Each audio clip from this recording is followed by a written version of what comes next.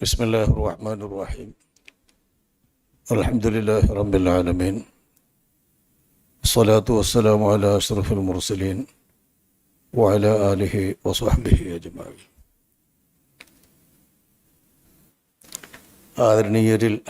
ആദരണീയരായ സയ്യിദുമാരെ, ഔപചാരികതയ്ക്ക് വേണ്ടി ഈ സംഗമത്തിൻ്റെ അധ്യക്ഷരവറുകളെ, മഹാഭാഗ്യവാന്മാരാണ് നിങ്ങൾ സയ്യിദുമാർ. അല്ലാഹു സുബ്ഹാനഹു വ തആല വളരെ വലിയ ഭാഗ്യം നിങ്ങൾക്ക് നൽകിയിട്ടുണ്ട്. അതാണ് ഇവിടെ തുടക്കം മുതലേ ഓർമ്മപ്പെടുത്തിക്കൊണ്ടിരുന്നത്. സല്ലല്ലാഹു അലൈഹി വസല്ലമ തങ്ങളുടെ കുടുംബം എന്നതിലുപരി നബി സല്ലല്ലാഹു അലൈഹി വസല്ലമ തങ്ങളുടെ മക്കളിൽപ്പെട്ടവരാണ് കേരളത്തിലുള്ള സയ്യിദുമാരെന്ന് വിളിക്കപ്പെടുന്ന തങ്ങന്മാരെന്ന് നമ്മൾ വാഴ്ത്തപ്പെടുന്നവരൊക്കെ.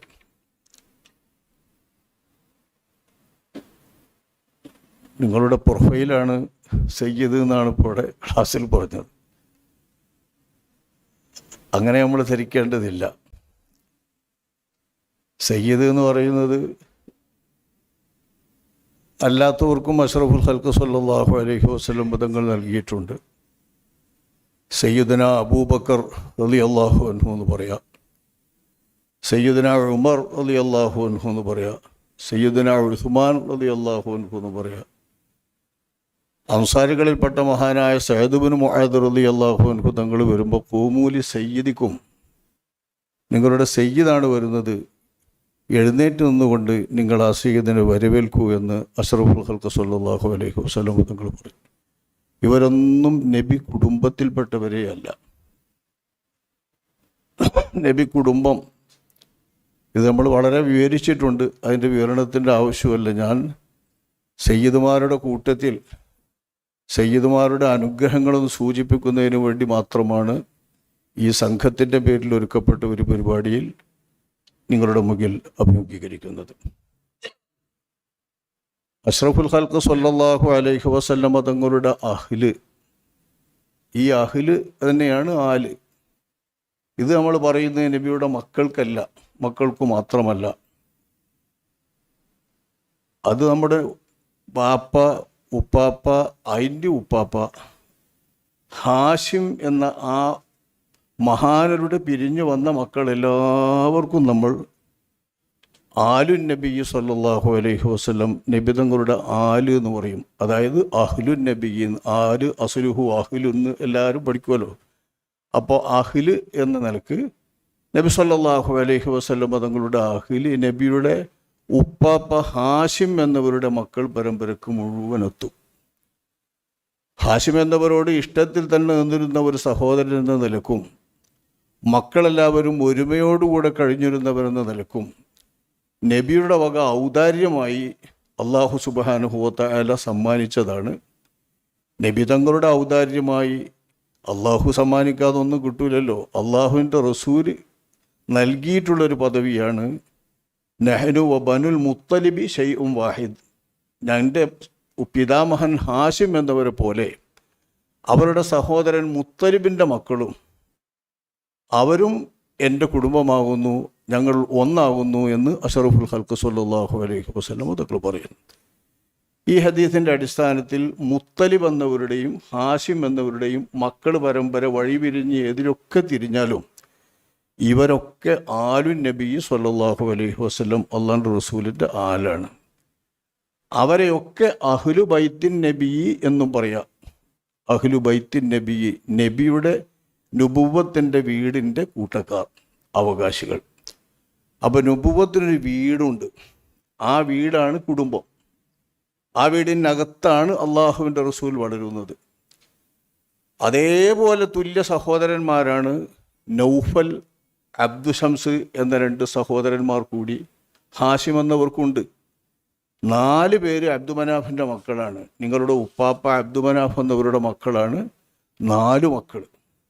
ആ 4 മക്കളിൽ നബിയുടെ ഉപ്പാപ്പ ഹാഷിം എന്നവർക്ക് നൽകിയ സ്ഥാനം ആ ഉപ്പാപ്പയുടെ ഒപ്പം തന്നെ എന്നും നിന്ന ഹാഷിം എന്നവരുടെ കൂടെ നിന്ന മുത്തലിബ് എന്നവർക്ക് നൽകിയത് കൊണ്ടാണ് ഇമാമുന ഷാഫിഈ റളിയല്ലാഹു അൻഹു തങ്ങളവറുകൾ നബി കുടുംബത്തിൽപ്പെടുന്നത്. അല്ലെങ്കിൽ അവർ നബി കുടുംബത്തിൽപ്പെടുമായിരുന്നില്ല. ഇമാം ഷാഫിഈ തങ്ങൾ മുത്തലിബ് എന്നവരുടെ വംശപരമ്പരയിലാണ്. അപ്പോൾ അത് വളരെ വിശാലമാണ് എന്നർത്ഥം. അതേ തുല്യ പ്രാധാന്യമുള്ള കുടുംബത്തിൻ്റെ പേരിൽ വരുന്നു ആര്? നൗഫൽ എന്ന് പറയുന്ന ഒരു സഹോദരനും അബ്ദു ഷംസ് പറയുന്ന ഒരു സഹോദരനും.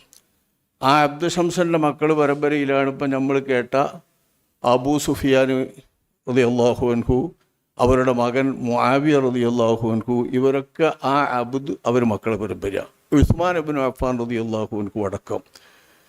പക്ഷേ ഉസ്മാൻ എന്നവർ അലിയാരെ പോലെ നബി കുടുംബത്തിൽ പെടുന്നില്ലല്ലോ, പദവിയൊക്കെ ഒന്നാണ്. അതേപോലെ നൗഫൽ എന്നവരുടെ മക്കളിൽ പരമ്പരയിൽപ്പെട്ട ഒരുപാട് സഹാബിമാരുണ്ടായിരുന്നു, അവർക്കും ആ പദവിയില്ല. അപ്പോൾ അല്ലാഹു തആല നൽകിയ തിരുമേനി സല്ലല്ലാഹു അലൈഹി വസല്ലം തങ്ങളുടെ കുടുംബം എന്ന് പറയുന്ന ആ ഒരു മഹത്വം ഇമാം ഷാഫിഈ തങ്ങൾ അവർ പറഞ്ഞതുപോലെ അത് കിട്ടിയാൽ തന്നെ മതി.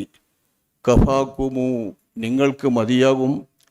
നിങ്ങളുടെ പേരിൽ സ്വലാത്തു ചൊല്ലാത്ത ഒരാളുടെ നമസ്കാരം ശരിക്ക് നമസ്കാരമാവില്ലല്ലോ. നബിയുടെ മേലിൽ സ്വലാത്ത് ചൊല്ലുമ്പോൾ നബി കുടുംബത്തിൻ്റെ മേലിലും സ്വലാത്ത് ചൊല്ലാതെ ആ സ്വലാത്ത് ശരിയല്ലല്ലോ, അത് കൂടെയില്ലാത്ത നിസ്കാരം പരിപൂർണമല്ലല്ലോ എന്ന് മഹാനായ ഇമാമുന ഷാഫിഈ തങ്ങളോട് പറഞ്ഞ ആ സ്ഥാനം നബി കുടുംബത്തിൽപ്പെട്ടാൽ തന്നെ കിട്ടും. ആ നബി കുടുംബം മാത്രമല്ല, നിങ്ങൾ നബിയുടെ സന്താനങ്ങളാണ്. ദുർരിയ്യത്തു റസൂലില്ലാഹി സ്വല്ലല്ലാഹു അലൈഹി വസല്ലം, അല്ലാഹുവിൻ്റെ റസൂലിൻ്റെ സന്താനങ്ങളാണ്. നബിക്ക് സന്താനങ്ങൾ ഉണ്ടാകുന്നത് ഫാത്തിമ റളിയല്ലാഹു അൻഹയുടെ പരമ്പരയിൽ മാത്രമാണ്. സൈനബ് എന്നവർക്ക് കുട്ടികളുണ്ടായിരുന്നെങ്കിലും അവരുടെ കുട്ടികൾ മുറിഞ്ഞുപോയി. റുഖയ്യ എന്നവർക്കോ അല്ലെങ്കിൽ നബിയുടെ മറ്റ് പെൺമക്കൾക്കോ കുട്ടികളില്ല. ആൺകുട്ടികൾ ആരും കുട്ടികളുണ്ടാകുന്ന പ്രായം വരെ നിന്നിട്ടുമില്ലല്ലോ, അതുകൊണ്ട് ആൺകുട്ടികൾക്കും മക്കളില്ല. പെൺകുട്ടികളുടെ മക്കളായി വരുമ്പോൾ അവർ നബി സല്ലല്ലാഹു അലൈഹി വസല്ലമ തങ്ങളുടെ ദുർരിയത്താണ്. അത് ഞങ്ങളൊക്കെ പെൺകുട്ടികളെ മക്കളും ദുർരിയത്താകും. പക്ഷെ ആ ദുർരിയത്തിന് പുറമേ നബിയുടെ നേർ മക്കളുടെ നസബ്, നബിയുടെ കുടുംബം എന്ന പേരിൽ തന്നെ പറയുന്ന നസബ് അഷ്റഫുൽ ഖൽഖ് സല്ലല്ലാഹു അലൈഹി വസല്ലം തങ്ങളുടെ പെൺകുട്ടികൾക്ക് മാത്രം ഫാത്തിമ റളിയല്ലാഹു അൻഹ വകയിലൂടെ മാത്രം ലഭ്യമാകുന്ന ഒരു മഹത്തായ പദവിയാണ്. ഈ പദവി നിങ്ങൾക്ക് അല്ലാഹു തആല നൽകിയ ഈ ഒരു പദവി വേറെ ഒരു വഴിക്ക് എങ്ങനെ ഒരാൾ അധ്വാനിച്ചാലും കഷ്ടപ്പെട്ടാലും അറിവ് നേടിയാലും പ്രയാസപ്പെട്ടാലും ഇബാദത്ത് ചെയ്താലും ഒന്നും കിട്ടില്ല എന്ന് നമുക്ക് എല്ലാവർക്കും അറിയാം. ഈ ഉമ്മത്തിന് മൊത്തമായി അറിയാത് വളരെ വലിയൊരു ഷറഫ്. ആ മഹത്തായ ഒരു ഷറഫ് അല്ലാഹു സുബ്ഹാനഹു വ തആല നൽകി ആദരിച്ചിട്ടുള്ളവരാണ് നിങ്ങൾ. ഇവിടെ തുടക്കം മുതൽ പറഞ്ഞു, അവസാനം വരാനിരിക്കുന്ന മഹ്ദി ഇമാമ് വരെയും നബി സല്ലല്ലാഹു അലൈഹി വസല്ലമ തങ്ങളുടെ ഈ മക്കൾ പരമ്പരയിൽ ഫാത്തിമ ബിവിയുടെ സന്തതിയിൽ വരുന്ന അവരാണ്. ഫാത്തിമ റളിയല്ലാഹു അൻഹായുടെ സന്തതിയിൽ വരുന്നവർ. ആ സന്തതിയിൽ വരുന്നവരാണ് നിങ്ങൾ ഈ ഇരിക്കുന്ന എല്ലാവരും. ആ കൂട്ടത്തിൽ ആരെങ്കിലും ഒരാൾ കണ്ണീറിന് വേണ്ട എന്നുള്ള നിലക്കാണ് കേരള സുന്നി ജമാഅത്തിൻ്റെ ഘടകമാണല്ലോ സാദാത്ത് ജമാഅത്ത് എന്നുള്ള നിലക്ക്. ആ സാദാത്ത് ജമാഅത്തിലൊരു ചെറിയ സാന്നിധ്യം എന്ന നിലക്ക് മാത്രമാണ് ഞാൻ നിങ്ങളെ അഭിമുഖീകരിക്കുന്നത്. നിങ്ങളുടെ കൂട്ടത്തിലിരിക്കാൻ അർഹതയില്ലാത്തത് കൊണ്ട് തന്നെയാണ് ഞാൻ നിങ്ങളുടെ മുഖം കാണിച്ചിരിക്കാതിരുന്നതും.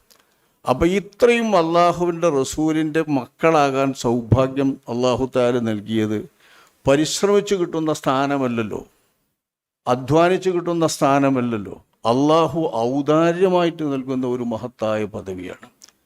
ആ ഒരു പദവി കൊണ്ടു തന്നെ പരലോകത്ത് മുത്ത് മുസ്തഫ സല്ലല്ലാഹു അലൈഹി വസല്ലമ തങ്ങളുടെ, അതായത് നിങ്ങളുടെ ഉപ്പാപ്പയുടെ കിനിവ്, അങ്ങനെ അള്ളാഹുവിൻ്റെ റസൂൽ വിവരിച്ചു തന്നതാ, എനിക്കൊരു നനവുണ്ടെങ്കിൽ ആ നനവ് ഞാൻ എൻ്റെ മക്കൾക്ക് നൽകും, എൻ്റെ കുടുംബത്തിന് നൽകും എന്ന്. ഇത് മക്കൾക്കല്ല നബി സല്ലല്ലാഹു അലൈഹി വസല്ലമ തങ്ങൾ പറയുന്നത്.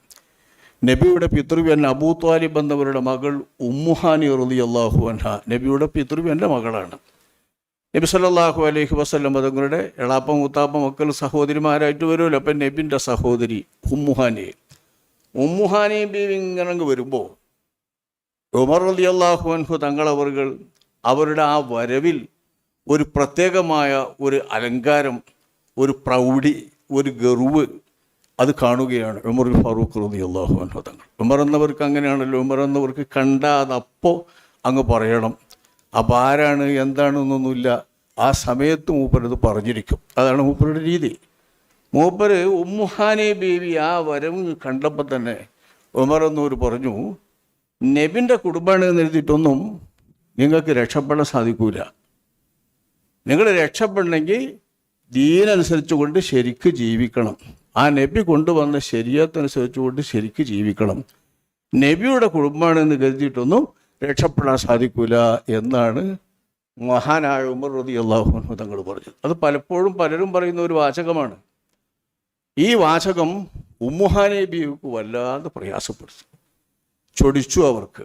അതായത് അവരിങ്ങനെ വരുമ്പോൾ ഉമർ എന്നവരത് പറയേണ്ട ഒരാവശ്യമല്ലല്ലോ. ഉമ്മുഹാനെ ബീവിനെ എന്തിനാ ഉമർ എന്നവർ കയറിയിട്ട് ഉമ്മുഹാനെ ബീവിനെ ഉപദേശിക്കണം? ഉമ്മുഹാനെ ബീവിനെ ഉപദേശിക്കാനൊക്കെ റസൂലുള്ളാഹി തങ്ങൾ തന്നെ ഉണ്ടല്ലോ.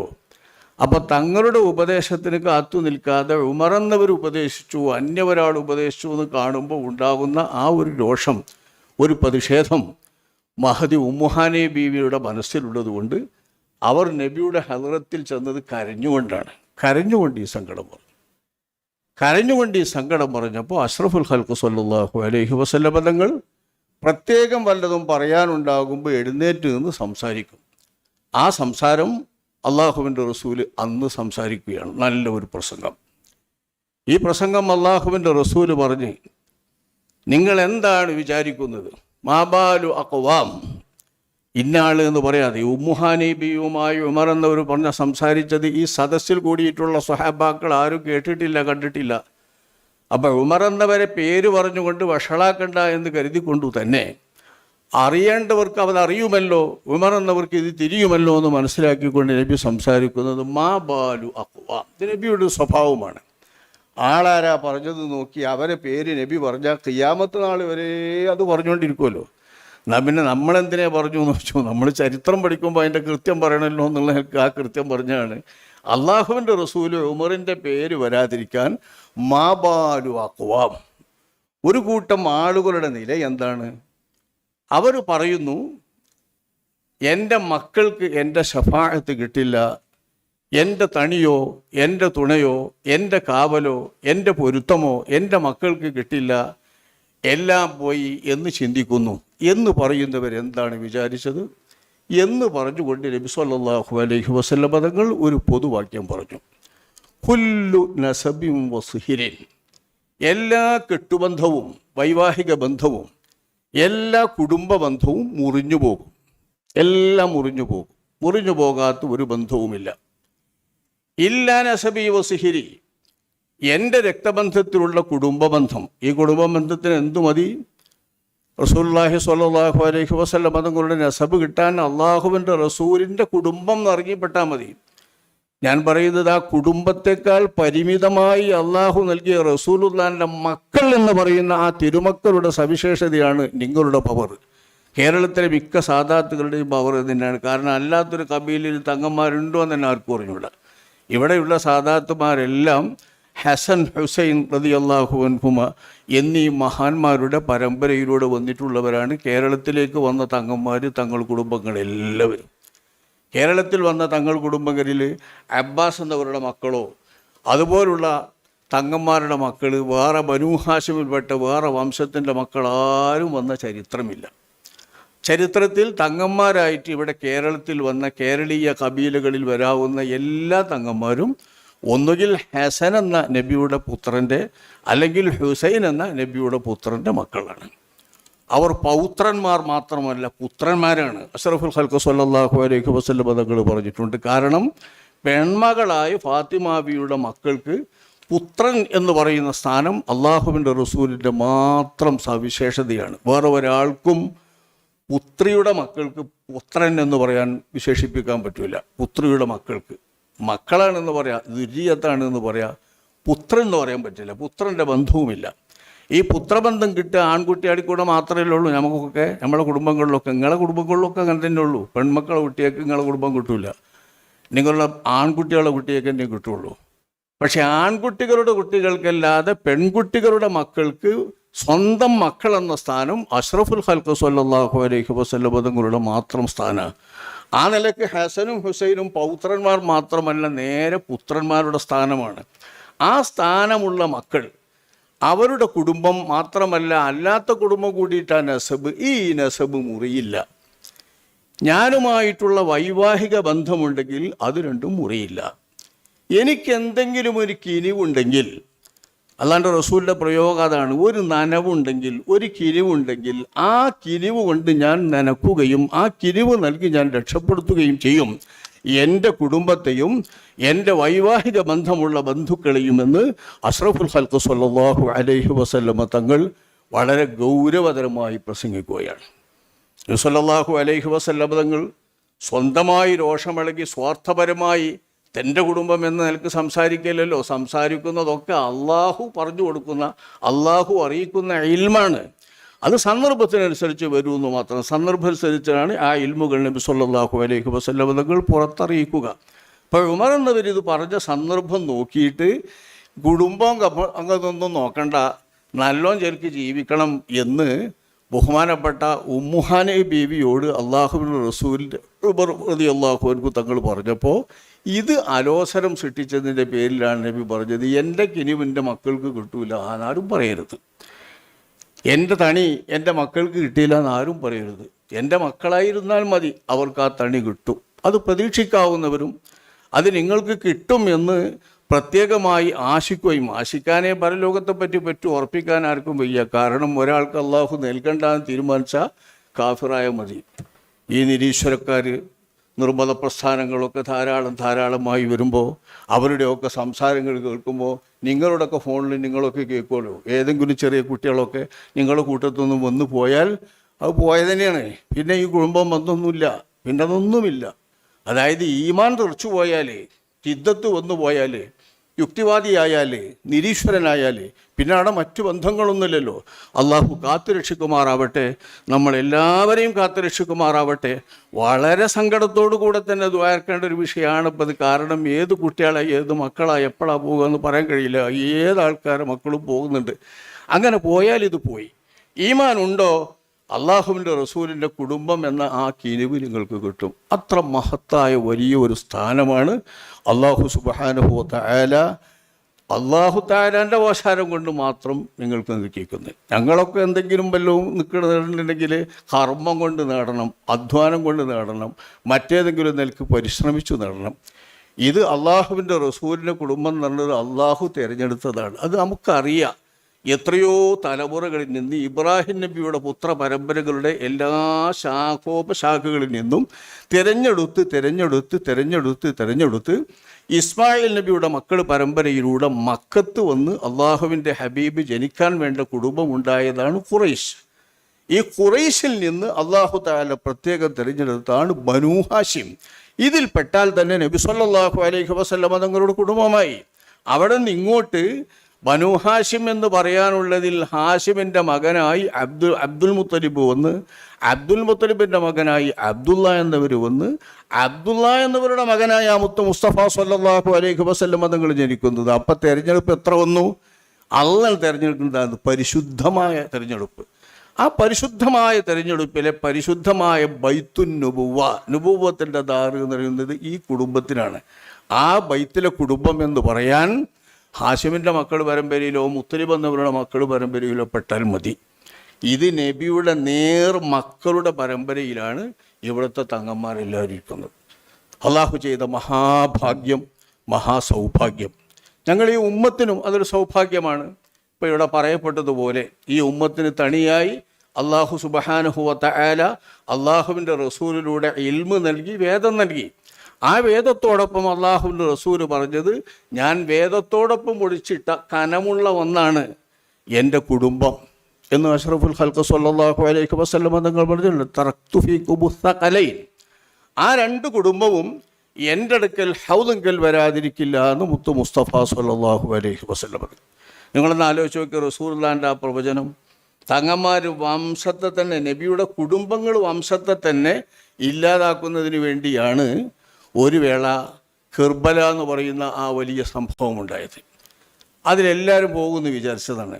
പക്ഷേ മഹാനായ ഹുസൈൻ റളിയല്ലാഹു അൻഹു തങ്ങളവരുടെ മകൻ, അതാണ് കൂടുതലുള്ളത് ഹുസൈനി പരമ്പര. നിങ്ങൾ ഇവിടുത്തെ നമ്മുടെ പരമ്പരകൾ അധികവും ബാലവി സാദാത്തുകളിൽപ്പെട്ട ഒരു പരമ്പരകൾ അധികവും പിന്നെ ബുഖാരി സാദാത്തുപ്പെട്ട പരമ്പരകളൊക്കെയും ഹുസൈനി പരമ്പര തന്നെയാണ്. ഹുസൈൻ എന്നവരുടെ മക്കളുടെ പരമ്പരയാണ്. വേറെ കുറച്ച് പരമ്പരകൾ മാത്രമാണ് ഇവിടെ ഹസനി പരമ്പരയിൽ ശേഷിക്കുന്നത്. ആ ഹസനി പരമ്പരയിലുള്ളവരും ഇവിടെ ഉണ്ട്. ഹസനി പരമ്പരയിലുള്ളവർ വേറൊക്കെ നിൽപ്പുണ്ടെങ്കിലും ഹുസൈനി പരമ്പരയിലുള്ള ആ മഹാന്മാരായ ധാരാളം സയ്യിദുമാർ അവരാണ് വർദ്ധിച്ച് ഖിയാമത്ത് നാൾ വരെ ഉണ്ടാവുക. ആ പരമ്പരയിലുള്ള സയ്യിദുമാർക്ക് മുഴുവൻ ഒരു മഹാനായ അലിയുൻ സൈനുൽ ആബിദീൻ എന്ന് പറയുന്ന ഒരു കുട്ടി മാത്രം രക്ഷപ്പെടാണല്ലോ. ആ കുട്ടിയിലൂടെ വന്നവരാണ് ബാക്കി എല്ലാവരും. അവരുടെ പരമ്പരയിലൂടെ വന്നവരാണ് ഇവിടെ കേൾക്കുന്ന ഹുസൈനി പരമ്പരയിലുള്ള സയ്യിദുമാരെല്ലാം. ഹസനി പരമ്പരയിലൂടെ വന്ന മഹാനായ ഷെയ്ഖ് അബ്ദുൽ ഖാദിർ ജീലാനി തങ്ങളവർകൾ പോലുള്ള മഹാന്മാരായ കുറേ സയ്യിദുമാരാണ് ഹസനി പരമ്പരയിലൂടെ വന്നത്. അവരുടെ പരമ്പരകൾ നമ്മുടെ കേരളത്തിൽ വളരെ ദുർലഭമാണ്. എൻ്റെ അന്വേഷണത്തിൽ 1-2 പരമ്പരകൾ മാത്രമാണ് ഹസനി പരമ്പരയിലുള്ളവർ ഇവിടെ കേരളത്തിലുള്ളത്. ബാക്കിയുള്ളവരൊക്കെ ഹുസൈനി പരമ്പരയിലുള്ളതാണ് ഇവിടെ ഇരിക്കുന്ന സയ്യിദുമാർ മുഴുക്കെ. അപ്പം ഹുസൈനി പരമ്പരയിലുള്ള ഈ മഹാന്മാരങ്ങൾ നോക്കി, അള്ളാഹുവിൻ്റെ റസൂല് വേദത്തോടൊപ്പം ചേർത്ത് പറഞ്ഞ ആ കനമുള്ള ആ മഹത്തായ കനം, ആ കനമാണ് കേരളം എന്നല്ല, കേരളീയ രൂപമെന്ന് മാത്രമല്ല, ലോകത്തിൻ്റെ ഏത് ദിക്കിൽ പരിശുദ്ധ ഇസ്ലാം നല്ല തെളിമയോടെ നിൽക്കുന്നുണ്ടോ അവിടെയൊക്കെ ഏതെങ്കിലും നാടിൽ നിന്ന് ഏതെങ്കിലും രൂപത്തിൽ ഏതെങ്കിലും സയ്യിദുമാർ വന്ന് അവരുടെ നേതൃത്വത്തിലൂടെ വളർന്നു വന്ന സമൂഹമാണ് പരിശുദ്ധരായി നിൽക്കുന്നുള്ളൂ. ലോക ചരിത്രം പരിശോധിച്ചാൽ, ഉമ്മത്ത് മുസ്ലിമെ പരിശോധിച്ചാൽ, സയ്യിദുമാർ ഏതെങ്കിലും നാട്ടിൽ ചെന്ന് അവരിലൂടെ വരുന്ന പരമ്പര മാത്രമാണ് തെളിമയോടുകൂടെ ഇസ്ലാമിക പാരമ്പര്യത്തിലും സംസ്കാരത്തിലും നിൽക്കുന്നുള്ളൂ. എന്താണ് ഇതിന് കാരണമെന്നാൽ അവരുടെ നേതൃത്വം തന്നെ, അവരുടെ നേതൃത്വത്തിലെ വെളിച്ചം തന്നെ, ആ വെളിച്ചത്തിൻ്റെ ലഭ്യതയാണ് ആ വെളിച്ചം ലഭിച്ചുകൊണ്ടിരിക്കുന്ന ഉമ്മത്തിന് കിട്ടുന്ന വെളിച്ചം. ഒരുപാട് ലോകത്ത് എല്ലാവരും ഉണ്ട്. പക്ഷേ തങ്ങന്മാരില്ലാത്ത ലോകത്തെ ഇസ്ലാം പരമ്പരാഗതമായിട്ടുള്ള ഇസ്ലാമായി നിലനിൽക്കുന്നില്ല. പാരമ്പര്യത്തിൻ്റെ തെളിമയോടുകൂടെ ഇസ്ലാം നിൽക്കുന്നതൊക്കെ തങ്ങന്മാരുള്ളതാണ്. അള്ളാഹുവിൻ്റെ മഹത്തായ ഭാഗ്യം, മഹത്തായ ഓശാരം, കേരളത്തിലേക്ക് ഇസ്ലാമിൻ്റെ ഈ പാരമ്പര്യം വളരെ സമ്പൂർണ്ണമായി നിലനിർത്താൻ സഹായകമായി ഒരു 2-3 നൂറ്റാണ്ട് 3-4 നൂറ്റാണ്ട് മുൻപ്, ഇത്രയുള്ളൂ നോക്കാൻ, 3-4 നൂറ്റാണ്ട് മുമ്പ് തങ്ങന്മാരുടെ പരമ്പരകൾ ഇങ്ങനെ വന്നു. അതിൻ്റെ മുമ്പുള്ള പരമ്പരകളൊന്നും മുട്ടിക്കാൻ കഴിയുന്നില്ല നമുക്ക്. നമ്മൾ പറഞ്ഞു പോയാൽ ചിലരൊക്കെ പറയുന്നുണ്ട്, ചരിത്രം പറയുമ്പോൾ ഒരു പൊന്നാനിയിലെത്തിയാൽ കഴിഞ്ഞു എന്ന്. ശരിയാണ്. സ്വഹാബത്തിൻ്റെ കാലം മുതൽക്കേ ഇവിടെ ഇസ്ലാമുണ്ട്. പറഞ്ഞു വന്ന് ആ ഇസ്ലാമിൻ്റെ സംസ്കാരം നമ്മൾ പറയുമ്പോൾ പൊന്നാനി വരെ മുട്ടിക്കാനോ അല്ലെങ്കിൽ കോഴിക്കോട് വരെ മുട്ടിക്കാനോ കഴിയുന്നുള്ളൂ. കോഴിക്കോടോ പൊന്നാനിയോ മുട്ടിച്ചാൽ ഇസ്ലാമിൻ്റെ പാരമ്പര്യം പിന്നെ അവിടെ നിന്ന് അങ്ങോട്ട് പറയാൻ നമുക്ക് കിട്ടുന്നില്ല. എന്താണ് ഇതിന് കാരണം? പാരമ്പര്യം നിലനിൽക്കത്തക്ക രീതിയിലുള്ള സുഭദ്രമായ ഒരു സൊസൈറ്റി, ഒരു ഒരു കെട്ടുറപ്പുണ്ടാക്കാൻ അതിൻ്റെ മുമ്പത്തെ പരമ്പരകൾക്ക് സാധിച്ചിട്ടില്ല. ഇസ്ലാമൊക്കെ വന്നിട്ടുണ്ട്, പരന്നിട്ടൊക്കെ ഉണ്ട്. പക്ഷെ വന്നിടത്തോളം വന്നതൊക്കെ കേരളീയ മുസ്ലിം സമൂഹത്തിൽ ഉറപ്പ് കിട്ടിയതും ഒരു സാമൂഹിക അവസ്ഥ മുസ്ലിം ഉമ്മത്തിൽ നല്ലപോലെ ഉണ്ടായതും തങ്ങന്മാരിവിടെ വന്നതിൻ്റെ ശേഷം. പല നാടിൽ നിന്ന് വന്ന പല തങ്ങന്മാർ. അതിന് 3-4 നൂറ്റാണ്ടിൻ്റെ പരിക്കേ ഉണ്ടാവുള്ളൂ. ഇപ്പോൾ അമ്പർത്തങ്ങളാണ്ട് എന്നുള്ളപ്പം അതിൻ്റെ സമാപനമാണ്. അത് 100 ചില്ലാനം കൊല്ലല്ലേ ആയിട്ടുള്ളൂ. അങ്ങനെയുള്ളൊരു പരമ്പര കുറച്ച് കണ്ട് ആലോചിച്ചാൽ അത്രയൊക്കെ ഉള്ളൂ വന്നത്. കുറച്ച് 2-3 അപ്പുറം 3-4 നൂറ്റാണ്ട് അതിൻ്റെ അപ്പുറത്തില്ല. അപ്പോൾ കേരളീയ ഉമ്മത്തിലേക്ക് കിട്ടിയ ഒരു മഹാസൗഭാഗ്യമാണ് പല ഗോത്രങ്ങളിൽപ്പെട്ട പല നാടുകളിൽ നിന്നുള്ള പല സംസ്കാരമുള്ള സയ്യിദുമാരുടെ ഇങ്ങോട്ടുള്ള വരവും അവരുടെ നേതൃത്വവും അവരെ ആശ്രയിച്ചും അവലംബിച്ചുമുള്ള ഈ ഉമ്മത്തിൻ്റെ മുന്നോട്ടുള്ള ഗമനവും. ഈ ഗമനത്തിന് സഹായകമായി അള്ളാഹു സമ്മാനിച്ച നിങ്ങളോട് ഈ ഉമ്മത്ത് വളരെ കടപ്പെട്ടവരാണ്, ഈ സമുദായം കടപ്പെട്ടവരാണ്. ഈ സമുദായത്തിലെ ആലിമ്യങ്ങളും പണ്ഡിതന്മാരും പണ്ഡിത സഭകളും ഒക്കെ കടപ്പെട്ടവരാണ്. കാരണം ആ പണ്ഡിതന്മാർക്ക് ഈ ഉമ്മത്തിനെ വഴങ്ങിക്കൊടുക്കാൻ, ഈ ഉമ്മത്ത് അവർക്ക് വഴങ്ങി നിൽക്കാൻ സയ്യിദുമാർ തന്നെയാണ് കാരണം. എന്തെന്നാൽ സയ്യിദുമാരിലൂടെ അള്ളാഹുവിൻ്റെ റസൂലിൻ്റെ തിരുവെളിച്ചം ശാരീരികമായി തന്നെ രക്തത്തിലൂടെ തന്നെ വരുന്ന വെളിച്ചം ഇവിടെ പ്രസരിക്കുകയാണ്. ആ വെളിച്ചത്തിൻ്റെ സഹായമില്ലാതെ സ്വാഭാവികമായും റസൂലുള്ളാഹിയുടെ തിരുമൊഴികളിൽ നിന്നോ ജീവിതത്തിൽ നിന്നോ കിട്ടുന്ന നൂറ്, അതാണ് ആലിമികൾക്ക് കിട്ടുന്ന നൂറ്. ആ നൂറിന് ഒരുപാട് മങ്ങലുകളുണ്ട്. ഒരു ഹദീസ് വരുമ്പം തന്നെ മുതവാത്തിറായി കിട്ടിയിട്ടില്ല വെച്ചാൽ ആ ഹദീസിൻ്റെ ബലം പോയി. വിശ്വസിക്കൽ നിർബന്ധമില്ല ആ ഹദീസിൽ പറയുന്ന ആശയം. വിശ്വസിക്കൽ നിർബന്ധമാകുന്നത് ആ ഹദീസ് മുതവാത്തിറാകുമ്പോൾ മാത്രമാണല്ലോ. എന്താ കാരണം? ഇൽമ് കൈമാറി വരുമ്പോൾ ധാരാളം ആളുകളിലൂടെ വന്നിട്ട് ശക്തിപ്പെട്ടെങ്കിലല്ലാതെ ഏത് പരമ്പരയിലൂടെ ഓരോരുത്തർ വന്നാലും അവർ എത്ര വിശുദ്ധന്മാരാണെങ്കിലും ഇൽമിൻ്റെ ആ നൂറ് മങ്ങാണ്. അങ്ങനെയല്ല ഈ നൂറ് മങ്ങാതെ നിലകൊള്ളുകയാണ്, ശാരീരികമായ രക്തത്തിൻ്റെ നൂറ്. ഇതൊക്കെ ഞാൻ പറയുന്നത് ഈ ഉമ്മത്തിന് കിട്ടിയ മഹാസൗഭാഗ്യം പ്രത്യേകം ഉണർത്താനും ആ സൗഭാഗ്യം നേരിട്ട് കിട്ടിയിട്ടുള്ള നിങ്ങളുടെ പദവികളും നിങ്ങളുടെ ഷറഫും നിങ്ങൾ വളരെയധികം ഓർക്കാനുമാണ്. ഈ ഷറഫ് അല്ലാഹു സുബ്ഹാനഹു വ തആല നൽകുമ്പോൾ കേവലം ഏതൊരാൾക്ക് എന്ത് മഹത്വവും അല്ലാഹു നൽകുന്നത് വെറുതെ അങ്ങ് നൽകുന്നതല്ല, ഉത്തരവാദിത്വപൂർവ്വം നൽകുന്നതാണ്. അള്ളാഹുവിൻ്റെ അമാനത്താണ് ഇവിടെ കിട്ടുന്ന എല്ലാ പദവികളും.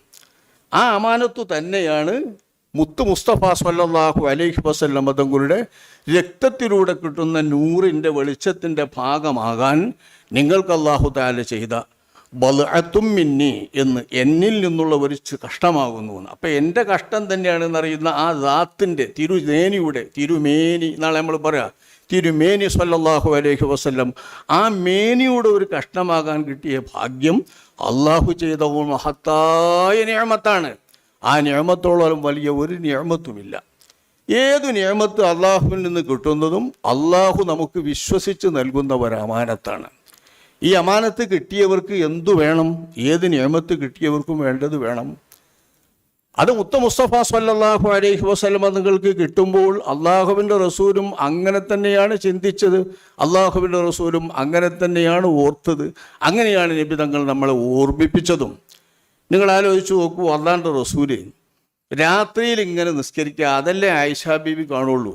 പുറത്തുനിന്നുള്ള ജീവിതമൊന്നും ആയിഷാ ബീവി കാണൂല്ലോ. അത്യാവശ്യം വീട്ടിൽ പള്ളിയിലാണെങ്കിൽ കാണും, ശ്രദ്ധിക്കും. ആയിഷാ ബീവിയെ പോലെ മറ്റാരും ശ്രദ്ധിച്ചില്ലെങ്കിലും ആയിഷ റളിയല്ലാഹു അൻഹ ഇതൊക്കെ ശ്രദ്ധിക്കുന്നതിനായി മുത്തനബിയുടെ ജീവിതത്തിലേക്ക് അള്ളാഹു സമ്മാനിച്ച ഒരു മഹാബുദ്ധിമതിയാണ്.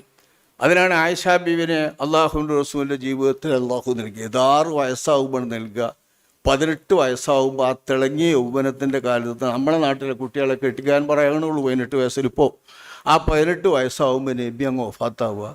ഇത്രയും കാലത്ത് ജീവിതത്തിന് വേണ്ടി അഷ്റഫുൽ ഖൽഖ് സ്വല്ലല്ലാഹു അലൈഹി വസല്ലം തങ്ങൾക്ക് അല്ലാഹു തആല കനിഞ്ഞേകിയത് നമ്മളെ ഉമ്മത്തിന് നബിയെ പരിചയപ്പെടുത്താനും നബിയെ പകർന്നു തരാനും വേണ്ടി നബിയെ ശരിക്കും ഉൾക്കൊള്ളാനും നുകരാനുമുള്ള പവറും പ്രത്യേകതയും നൽകിക്കൊണ്ട് അല്ലാഹു തആല ആദരിച്ച ബുദ്ധിമതിയാണ് ആയിഷത്തു തുഹ്റാ റളിയല്ലാഹു അൻഹ. അവരൊരിക്കൽ നബി സ്വല്ലല്ലാഹു അലൈഹി വസല്ലം തങ്ങൾ സാധാരണ വീട്ടിൽ വന്നാൽ നിസ്കരിക്കുന്ന നിസ്കാരം തന്നെ ആയിഷാ ബീവി പറയുന്നുണ്ട്, 11 റക്അത്തിനേക്കാൾ നബി റമദാനിലോ അല്ലാത്തപ്പോഴോ ആ നിസ്കാരം നീട്ടിയിട്ടില്ല. റൂമിൽ വന്നിട്ട് നബി നിസ്കരിക്കുന്ന സുന്നത്ത് നിസ്കാരം 11 റക്അത്തിനേക്കാൾ വർദ്ധിപ്പിച്ചിട്ടില്ല, റമദാനിലോ അല്ലാത്തപ്പോഴോ ഒന്നും. അപ്പോൾ മനസ്സിലാക്കുക, റമദാനിൽ നിസ്കരിച്ച തറാവീഹ അല്ല ഇത്. നിസ്കരിച്ച തറാവീഹ് പള്ളിയിൽ നിന്നു, അത് പള്ളിയിലാണ് നബി സല്ലല്ലാഹു അലൈഹി വസല്ലം തങ്ങൾ നിസ്കരിച്ച്, വീട്ടിൽ നിന്നല്ല. അതിൻ്റെ റക്അത്തിൻ്റെ എണ്ണമൊന്നും ആയിഷാ ബീവിക്ക് കിട്ടൂല. പള്ളിയിൽ നിസ്കരിച്ച് ആയിഷാ ബീവി ശ്രദ്ധിക്കൂല. പള്ളിയിൽ നിസ്കരിച്ച നിസ്കാരമല്ല ഇത്. വീട്ടിൽ നിന്ന് നിസ്കരിക്കുന്ന 11 റക്അത്ത് നബി സല്ലല്ലാഹു അലൈഹി വസല്ലം തങ്ങൾ വിത്ർ നിസ്കരിക്കുന്നതാണ് എന്നും 11 റക്അത്ത്. പക്ഷേ ആ 11 റക്അത്തിൽ അപ്പുറം ഏറ്റൂല എന്ന് പറഞ്ഞിട്ട് ആയിഷാ ബീവി പറയാണ്, അതിൻ്റെ ചന്തവും അതിൻ്റെ നീളവും അത് പറയാനാകില്ല. അത്രമേൽ നീളവും അത്രമേൽ ചന്തവുമാണ് ആ നിസ്കാരത്തിന്. 11 റക്അത്ത് എന്ന് പറയുമ്പോൾ നമ്മളൊരു 11 റക്അത്ത് നിസ്കരിക്കുന്ന ഹൈ സ്പീഡ് നിസ്കാരം അല്ലെങ്കിൽ നിസ്കാരം. നബി സല്ലല്ലാഹു അലൈഹി വസല്ലം തങ്ങൾ 11 റക്അത്തിനെയാണ് നിസ്കരിക്കുക. ആ നിസ്കാരം നിസ്കരിച്ച് ഒരിക്കൽ നോക്കുമ്പോൾ അവിടുത്തെ കാല് നിന്നിട്ട് വീർത്ത്, ഇത് സ്വഹീഹുൽ ബുഖാരിയിലുള്ളതാണ്, എപ്പോഴും നമ്മൾ വഅദ് കേൾക്കുന്നതുമാണ്. നബിയുടെ കാല് വീർത്ത് കാണുകയാണ്. കാല് വീർത്ത് കാണുമ്പോൾ ആയിഷാ ബീവിക്ക് സഹിക്കൂലല്ലോ. അപ്പോൾ ആയിഷാ ബീവി ശാരീരികമായി നബിക്ക് പരിക്ക് പറ്റുമ്പോൾ ആയിഷാ ബീവിയുടെ മനസ്സ് നൊന്തു. അവിടുത്തെ നൊന്തു വെച്ചപ്പോൾ ആയിഷാ ബീവി തൽക്കാലം അതിൽ ഇടപെട്ടു. ഈ നിസ്കാരത്തിൽ ഇടപെടുകയാണ്, നബിൻ്റെ നിസ്കാരത്തിൽ. എങ്ങനെയാണ് ഇടപെടുന്നത്? എന്തിനാണ് നബി ഇങ്ങനെ കഷ്ടപ്പെടുന്നത്? ശരീരത്തെ ഇങ്ങനെ വിഷമിപ്പിക്കുന്നത് എന്തിനാണ്? ശരീരം വിഷമിപ്പിക്കേണ്ട കാര്യം അങ്ങേക്ക് ഇല്ലല്ലോ. പദവി കിട്ടേണ്ടതില്ല. എല്ലാ പദവിയും അള്ളാഹു അങ്ങേക്ക് നൽകിയതല്ലേ. പാപം അങ്ങിൽ നിന്ന് വരുന്നതൊക്കെ അള്ളാഹു തആല സൂക്ഷിച്ചതില്ലേ. പാപത്തിന് പരിഹാരമായി പോലും അങ്ങ് നിസ്കരിക്കേണ്ടതില്ലല്ലോ, ഇങ്ങനെ കഷ്ടപ്പെടേണ്ടതില്ലല്ലോ. അങ്ങനെ എല്ലാ നിലയിലും അള്ളാഹു തആല ആദരിച്ചിട്ടുള്ള അങ്ങൊന്ന് എന്ന് പല സ്ഥാനമാനങ്ങളിൽ അള്ളാഹു തആല റസൂലുള്ളാഹിക്ക് നൽകിയത് ഖുർആനിലെ ആയത്തിൻ്റെ തുണ്ടുകളെടുത്ത് ചേർത്തുകൊണ്ട് ആയിഷാ ബീവി പറഞ്ഞിട്ട് എന്തിനിങ്ങനെ വിഷമിക്കണം, ശരീരത്തെ എന്തിനിങ്ങനെ പീഡിപ്പിക്കണം എന്ന് ചോദിക്കുമ്പോൾ നബി പറഞ്ഞ ഒരു വാചകം എല്ലാ വാതിലും നമ്മൾ കേൾക്കുന്നതാണ്. അതൊരു വലിയ സന്ദേശമാണ്. അത് തന്നെയാണ് നമ്മുടെ സന്ദേശം. നബി തങ്ങൾ പറയുന്നത് ആ സമയത്ത് എന്താണ്, അങ്ങനെ നിങ്ങൾ പറയുന്നെങ്കിൽ ഈ പദവികളൊക്കെ എനിക്ക് അല്ലാഹു തആല നൽകി എന്ന് നിങ്ങൾ പറയുന്നുണ്ടെങ്കിൽ ആ പദവികളൊക്കെ നൽകിയതിന് അഫലാ അകൂനു അബ്ദൻ ശകൂറാ, ഈ പദവികളൊക്കെ അധികം കിട്ടിയ ഞാൻ അധികം നന്ദി ചെയ്യും വേണ്ടേ? ഇത് റസൂലുള്ളാഹി തങ്ങൾ പറയാം. പദവിക്ക് നന്ദി ചെയ്യുക എന്നല്ല നബി തങ്ങൾ പറയുന്നത്. അഫലാ അകൂനു ശാക്കിറ, ആ പദവിക്ക് ശുക്ർ ചെയ്യുന്നവനാകണ്ടേ എന്നല്ല നബി സല്ലല്ലാഹു അലൈഹി വസല്ലം തങ്ങൾ പറയുന്നത്. അഫലാ അകൂനു അബ്ദൻ ശകൂറ, അല്ലാഹു തആല ഈ പദവികൾ കിട്ടുമ്പോൾ ആ പദവികൾ തന്ന ആ പദവികളിൽ രമ്യമായി അതിൻ്റെ മുകളിൽ കയറിയിരുന്നു കൊണ്ട് രാജകീയ സുഖം അനുഭവിക്കേണ്ടവനാണോ ഞാൻ? അല്ല. അഫലാ അകൂനു, ഈ പദവികളിൽ അല്ലാഹു തആല എന്നെ ഉയർത്തിയിരുത്തുമ്പോൾ ആ പദവികൾ അല്ലാഹു തആല നൽകുന്ന അമാനത്താണെന്ന് മനസ്സിലാക്കി ഞാൻ അതിനോട് പ്രതികരിക്കേണ്ടതും അതിനോട് സമീപിക്കേണ്ടതും അബ്ദൻ, ഞാനൊരു അടിമയായി ദാസനായി നിൽക്കേണ്ടവനല്ലേ.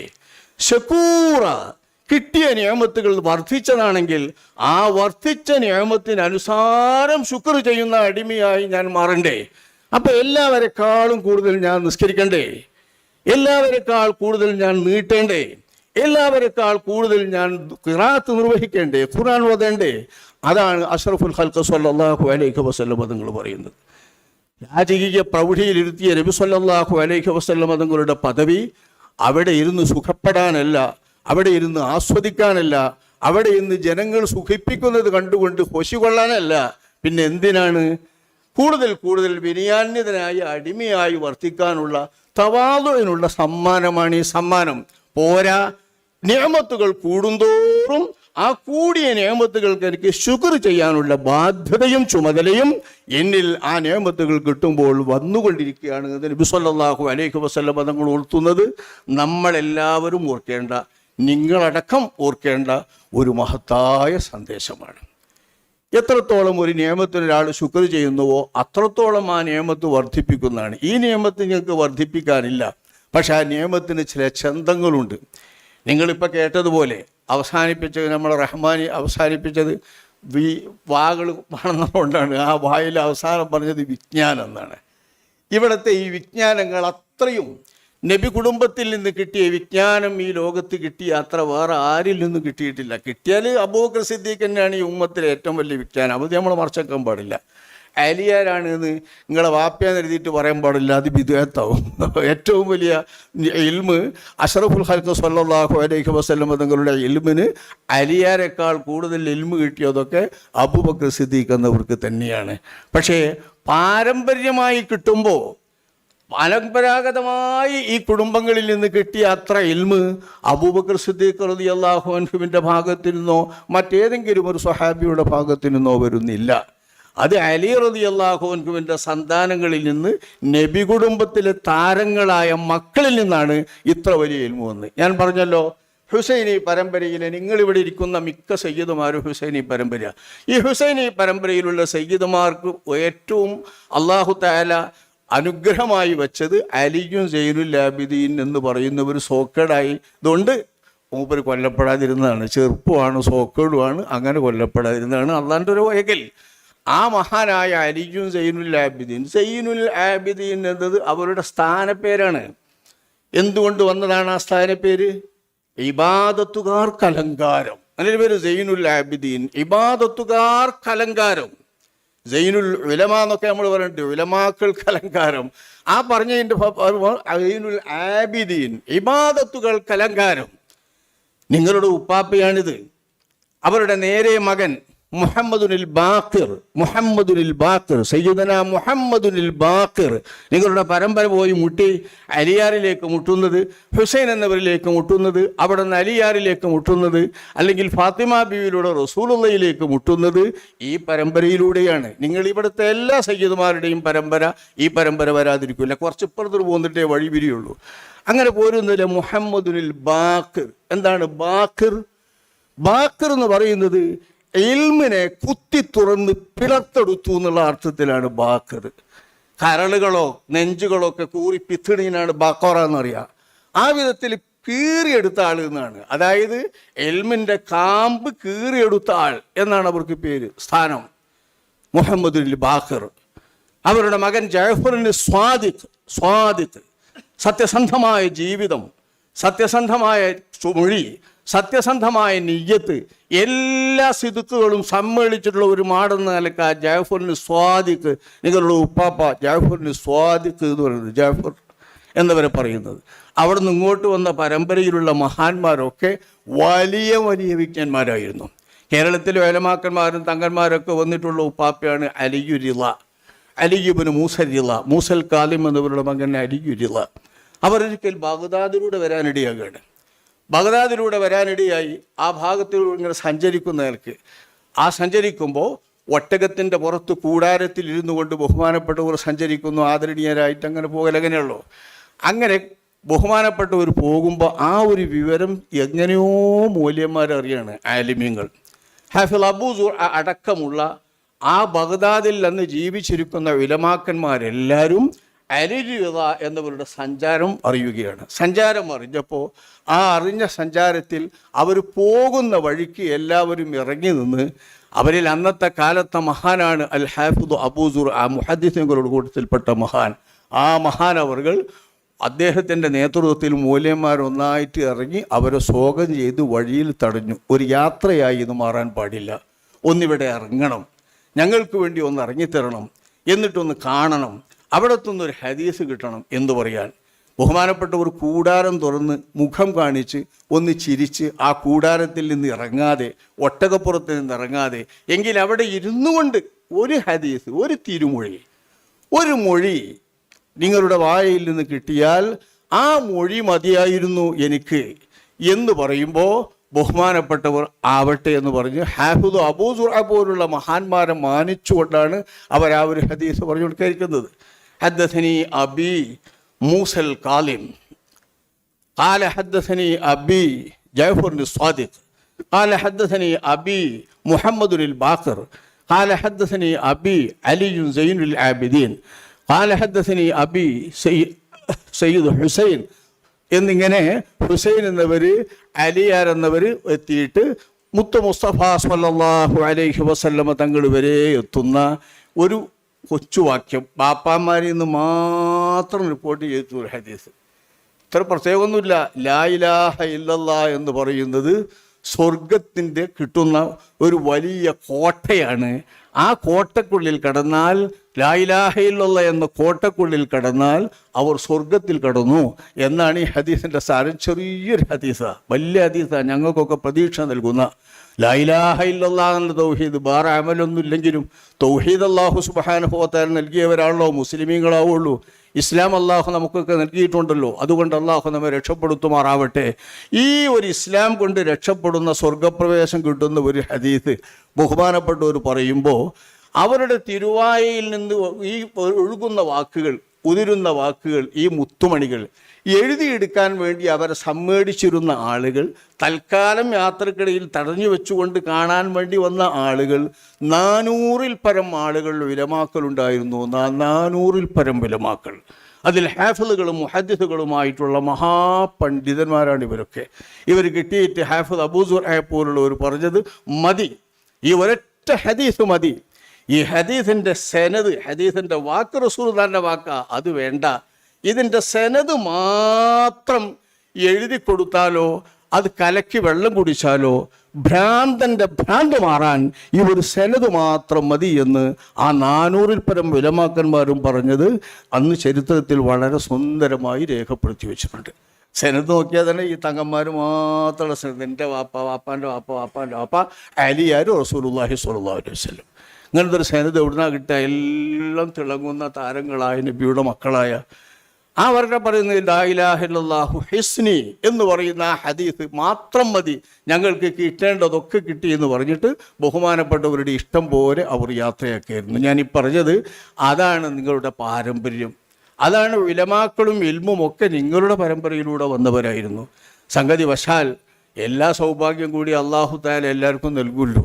അള്ളാൻ്റെ അതിരിൻ്റെ ഭാഗമായി അള്ളാഹു താല ഇൽമ് നൽകുക എന്ന് പറയുന്നത് തങ്ങന്മാരെ കൂട്ടത്തു നിന്നിപ്പോൾ കൂടുതൽ ആളുകൾക്കും നൽകാതെ വെച്ചിട്ട് കൂടുതൽ ആളുകളും ഇൽമ് നൽകാതെയാണ് എന്ന് കരുതിയിട്ട് ഇൽമ് കിട്ടാക്കില്ല. അത് കിതാബ് ഓതിയിട്ട് വായിക്കാനേ കിട്ടാതൊക്കെ ഉള്ളൂ. വായിക്കാൻ കിട്ടിയിട്ടില്ലെങ്കിലും ഇൽമ് കിട്ടും. ആ ഇൽമ് നേടാൻ സയ്യിദുമാർക്ക് വഴിയുമുണ്ട്. ഇപ്പം ഇത് നമ്മളെ ബഹുമാനപ്പെട്ട സയ്യിദ് മുഹമ്മദ് കോയത്തങ്ങൾ, എൻ്റെ അഭ്യന്തരായ ഷെയ്ഖ് ബഹുമാനപ്പെട്ട സയ്യിദ് യാസീൻ മുത്തു കോയത്തങ്ങളുടെ ഏകപുത്രനാണ് ബഹുമാനപ്പെട്ടവർ നമ്മളെ മുഹമ്മദ് കോയത്തങ്ങൾ. 24 മണിക്കൂറും ചോദ്യന്മാർക്ക്. ഞാനൊക്കെ കുടുങ്ങലാണ്. ഇപ്പം ഞാൻ രക്ഷപ്പെട്ടിട്ടുണ്ട്. അതെന്ന് വെച്ചാൽ എന്താ ചോദിക്കണമൊക്കെ ചോദിച്ച് തന്നെ ചോദിച്ച് വീണ്ടും ചോദിച്ച് തെക്കൊക്കെ ചെയ്ത് ചോദിച്ച് ഒപ്പിച്ച് എത്ര കൊല്ലം മുമ്പ് ചോദിച്ചാലും ഓർമ്മയിലുണ്ടാവും. ഇത് ചോദിച്ച് പഠിക്കുക. കിതാബ് ഓതി പഠിക്കേണ്ട, കിതാബ് ഓതി പഠിക്കാതെ ഈ ഇൽമുകളുണ്ടാകുക അത് മിക്കവാറും ആലിമീങ്ങൾക്കൊക്കെ ഉണ്ടാകും. കാരണം ഈ ആലിമീങ്ങൾക്കൊക്കെ ഈ സയ്യിദിമാർക്കൊക്കെ ഏതെങ്കിലും ആലിമീങ്ങളുമായിട്ട് ബന്ധമുണ്ടാവുമല്ലോ. അത് സയ്യിദുമാരുടെ ഒരു പ്രത്യേക തനിയാണ്.